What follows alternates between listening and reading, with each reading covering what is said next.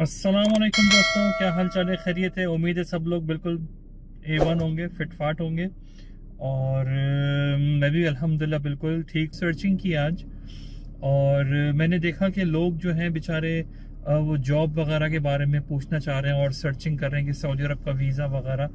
तो समहाउ यानी मुझे भी यहाँ पे तकरीबन 20-22 साल 23 साल ऐसे हो गए हैं सऊदी अरब में। तो मैं थोड़ा सा अपना एक्सपीरियंस शेयर करूँगा आप लोगों के साथ कि कंपनी वीज़ा या आज़ाद वीज़ा, ठीक है। सॉरी, मेरा हाथ स्टीयरिंग पे आ रहा है। तो कंपनी वीज़ा या आज़ाद वीज़ा, तो इन दोनों को मैं थोड़ा सा डिफ्रेंशिएट करूंगा और मैं आपको ये बताऊंगा कि कौन सा आपको, यानी आपकी मर्जी है ऑफ कोर्स, लेकिन मैं आपको थोड़ा सा इसके बारे में इंफॉर्मेशन देना चाह रहा हूँ, ठीक है, इन्फॉर्मेशन दूंगा। तो सबसे पहले हम आ जाते हैं सिंपली कंपनी वीज़ा के ऊपर। कंपनी वीज़ा क्या है?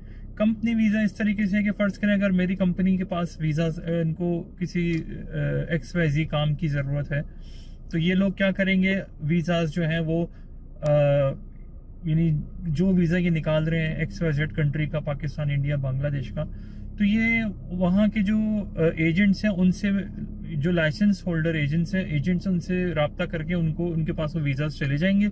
और उनका जो है एक बंदा कंपनी का मैनेजर या जो भी XYZ जिसको रिस्पॉन्सिबल है, HR हो गया जैसे, तो वो जाके वहाँ पे इंटरव्यू वगैरह करेंगे, उनका टेस्ट लेंगे, बंदे हायर कर लेंगे और उनको शुरू में सब बता दिया जाएगा कि आपका पैकेज क्या है, आपको किस तरीके से आपको पैसे वगैरह दिए जाएंगे, क्या आपको सैलरी बेसिक कितनी है, और ये पूरी इन्फॉर्मेशन उनको देने के बाद उनका टेस्ट होगा वहाँ पर और वो इधर आ जाएंगे, स्टैंपिंग वगैरह वो सब करवा के आपको इधर ले आएंगे, ठीक है। ये तो कंपनी वीज़ा हो गया है, ये बहुत सिंपल है, ये सब लोगों को पता है कि कंपनी का वीज़ा है, कंपनी में काम करना है। इसका नुकसान एक ये है कि आप तनाजुल नहीं ले सकते, कहीं और ट्रांसफ़र नहीं कर सकते, और प्लस इसकी सैलरी बहुत कम होती है, ठीक है, एज़ कम्पेयर टू। आप वहाँ पर रहेंगे तो आपको बोलेंगे 1500 रियाल, यानी 1 लाख रुपए पाकिस्तानी, या इंडिया के 80,000 रुपए। तो लोग इस लालच में आके जो है वीज़ा ले लेते हैं, बाय कर लेते हैं, और इसके अंदर बाकायदा पैसे भी देने होते हैं, क्योंकि हर जो बंदा होता है वो अपने अपने थोड़ा सा, वो जो एजेंट अपना मार्जिन रखता है इसके अंदर, ठीक है। तो जब यहाँ पर आते हैं तो देखते हैं वही काम जो आपको 1500 रियाल दे रहे हैं, वही बंदा काम दूसरा बंदा कर रहा होता है कंपनी के अंदर तकरीबन 2,500-3 हज़ार में। तो यहाँ पर आपकी हड़ी आती है कि यार यही काम तो मैं कर रहा हूँ, मुझे 1500, वो काम वो बंदा कर रहा है उसको 3,000 3,500। तो ये कंपनी का थोड़ा सा ये इस तरीके से, ठीक है। अब हम आते हैं आज़ाद वीज़ा पे। आज़ाद वीज़ा, एज यू नो, यानी आपको नाम से पता चल रहा है कि आज़ाद है भाई, आराम से अपना टेंशन फ्री होके जो है वो आज़ादी से काम करेंगे, लेकिन ऐसा नहीं है। जैसे कंपनी के अंदर मैं आपको एक चीज़ बताना भूल गया, कंपनी के अंदर जो है आपको सैलरी बेशक कम मिलेगी, लेकिन आपका तकरीबन A to Z जितने भी खर्चात हैं वो कंपनी उठाती है। आपका मेन चीज़ इकामा हो गया, मेडिकल हो गया, और क्या है, और आपको हो सकता है कंपनी अच्छी है तो आपको रिहाइश भी दे दे, खाना पीना आप भी अक्सर यानी कंपनी दे देती है अगर आप उसमें थोड़ा सा लेबर वगैरह में, और सैलरी 1500 से 1400-1500 है, 2000 तक है, तो कंपनी खाना वगैरह भी इनको कैंप वगैरह में रख के खाना भी दे देती है, ठीक है। तो ये कंपनी के ऊपर होते हैं आप। अगर ऐसा होता है कभी कभी आपको जेब से, यानी अपने ही अखराजात पे खाना वगैरह करना पड़ता है, लेकिन रिहाइश कंपनी देती है। तो ये तो हो गया कंपनी का। अब आज़ाद पर आते हैं। आज़ाद पे क्या है, आपको A to Z आपको अपने सारे अखराजात खुद पूरे करने होते हैं, ठीक है। जैसे अगर आप यहाँ पर आए तो अब आपने पहली चीज़ तो ये कि आप कैसे आएंगे भाई यहाँ पर आज़ाद वीज़े पे। वो कैसे आएंगे, आपको वीज़ा परचेज करना पड़ेगा। वो कैसे परचेज करना पड़ेगा कि अगर आप फ़र्ज़ करें अब मैं यहाँ पे हूँ, ठीक है, अब मेरा कोई पड़ोसी और कोई भी जान पहचान वगैरह है, उसने बोला भाई अदनान भाई मुझे वीज़ा एक अरेंज कर दें, तो लाजमी सी बात है वो, अब वो किसी कोई मांगता है वीज़ा, तो लाजमी सी बात है बंदा फिर वो परचेज करना पड़ता है तकरीबन 8 से 10 हज़ार रियाल का, ठीक है। तो वो वीज़ा परचेज करके फिर वहाँ भेजना, वहाँ स्टैंपिंग का पूरे अखराजात, स्टैंपिंग होगी, मेडिकल होगा, टिकट के पैसे, ये सब वो बंदा खुद अपनी जेब से लगाएगा। लगाने के बाद जब बंदा वो यहाँ पर आएगा, आने के बाद फिर इकामे के पैसे उसको देने पड़ेंगे, इकामा वगैरह, ये बल्कि इकामा वगैरह तो शायद वो कफील जो है वो बना के, मेडिकल एक होता है यहाँ पे, और इकामा आपको तकरीबन या 3 महीने का, अभी तो मैंने सुना कि 3 महीने का इकामा बना के दे रहे हैं, वरना पहले 15 महीने होते थे। तो इकामा आपका, वर्क परमिट आपका बन जाता है। तो होता फिर ये है कि उसके बाद आपको काम सर्चिंग करनी है। अगर आप बिल्कुल जो है वो अनएजुकेटेड हैं, यानी बिल्कुल आप यानी लेबर के अंदर आए हैं, फिर तो बहुत मुश्किल हो जाएगा आपके लिए।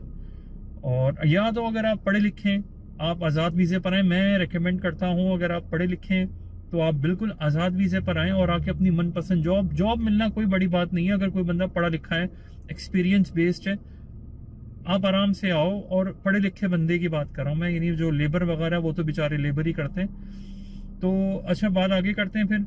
तो यहाँ पर आके फिर आपको एक चीज़ और भी नोट करनी है, जो आज़ाद वीज़ा आप ले रहे हैं उसकी नौयत क्या है। वो साई खास नहीं होना चाहिए, यानी हाउस ड्राइवर, आमिल मंजिली नहीं होना चाहिए, यानी ये जो काम करने वाले होते हैं बेचारे मजदूर हो गए, हारिस नहीं होना चाहिए, और खादिम नहीं होना चाहिए जो घर में नौकर होते हैं। ये इनका जो है वो डेजिग्नेशन जो होता है, ऑक्यूपेशन, वो चेंज नहीं होता। वो जो है वो उसका ट्रांसफ़र बड़ा मुश्किल हो जाता है। अगर आप आमिल के वीज़े पर आ रहे हैं, मजदूर के वीज़े पर, लेबर के वीज़े पर आ रहे हैं, फिर तो कोई मसला नहीं है। वो 1000 रियाल लगता है, ट्रांसफ़र हो जाता है। और आपका जो सर्टिफिकेट्स वगैरह जो है, फिर अगर आप इंजीनियर हैं या कोई भी आपको टेक्निकल है तो आपको उससे जो है मेंबरशिप लेनी पड़ेगी। जैसे मेरी जो है सऊदी इंजीनियरिंग कॉन्सुलेट से है, क्या बोलते हैं, मेंबरशिप, तो मुझे हर साल 200 रियाल पे करने पड़ते हैं। उसके बाद मेरी मेंबरशिप जो है वो रिन्यू हो जाती है। इसी तरीके से डॉक्टर्स वगैरह की है, डॉक्टर्स हो गए, इंजीनियर्स हो गए, इसी फील्ड में जो है उनकी फिर मेंबरशिप हो जाती है। तो ये चीज़ आपने ख्याल करनी है कि आपने जो है ये ऐसे वीज़े नहीं लेने, आपने लेबर का वीज़ा लेना है। फिर यहाँ पर आके A to Z जो है फिर आपको, यानी जो एक आज़ाद वीज़ा है वो फिर आपको एक तरीके से आज़ादी तो होती है अपने कफ़ील से, लेकिन अल्लाह ना करे अगर आप चेकिंग में पकड़े जाएं और आपका वो कफ़ील नहीं है जिसके साथ आप काम करें, आप बाहर ऐसा इलीगल पकड़ेगा तो फिर आपके लिए बड़ा मसला हो सकता है। आपको डिपोर्ट कर दिया जाएगा और आपके कफ़ील पे गरामा वगैरह लगेगा। तो बिल्कुल ये थोड़ा सा यानी मुश्किल है आपके लिए भी और आपके जो है वो कफ़ील के लिए भी। लेकिन अभी जो आजकल सिनेरियो चल रहा है यहाँ पे एज ए 2023 और अभी आजकल में जो लोग आ रहे हैं इस तरीके से आज़ाद वीज़े पे, उनके पीछे कफील पड़ जाता है कि भाई चाबी देना शुरू, भाई आप अपना ट्रांसफ़र करो, अपना ट्रांसफ़र करो। ट्रांसफ़र नहीं है तो आप खरूज नहाई जाओ, आपका वीज़ा, यानी फिर उसको फ़ायदा ये होता है अगर बंदा खरूज नहाई चले जाता है तो हुकूमत उसको एक वीज़ा उसके बदले और दे देती है, वो फिर उसको सेल करता है, फिर बंदा आता है। ये साइकिल चलती रहती है इन लोगों की। लेकिन ये लोग जो हैं ये आके ट्रांसफ़र दे देते हैं। कोशिश करें कि आप लोग कोई डिप्लोमा वगैरह कर आएँ, और यहाँ पर आके अगर आज़ाद वीज़े पर आ रहे हैं तो कोई डिप्लोमा कर आएँ, कोई अपने हाथ में हुनर लेकर आएँ।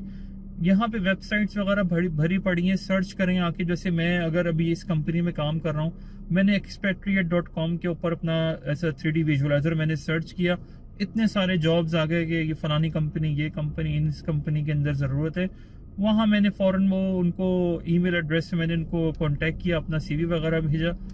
विद इन वीक मुझे जो है फ़ौरन ही वहाँ से रिप्लाई आ गया और माशाल्लाह अल्हम्दुलिल्लाह मैं आज यहाँ काम कर रहा हूँ। तो इसी तरीके से जो बंदे आना चाहते हैं पाकिस्तान, तो सऊदी अरब, तो वो लाजमी कुछ ना कुछ सीख कर आए। मैंने अपनी पिछली वीडियो के अंदर भी बताया अपनी जो 3D डिज़ाइनर की सैलरी और वगैरह के बारे में। उधर उस वीडियो में मैंने बताया कि भाई आप लोग लाजमी कुछ सीख कर आएँ, और अगर आज़ाद वीज़े पर आ रहे हैं तो लाजमी सीख कर आएँ। कंपनी पर आ रहे हैं तो कोई मसला नहीं, अब कंपनी के वीज़े पर भी आएँ आप, यानी कम सैलरी होगी लेकिन समहाउ आपका गुजारा इंशाल्लाह इधर उधर से चलता रहेगा।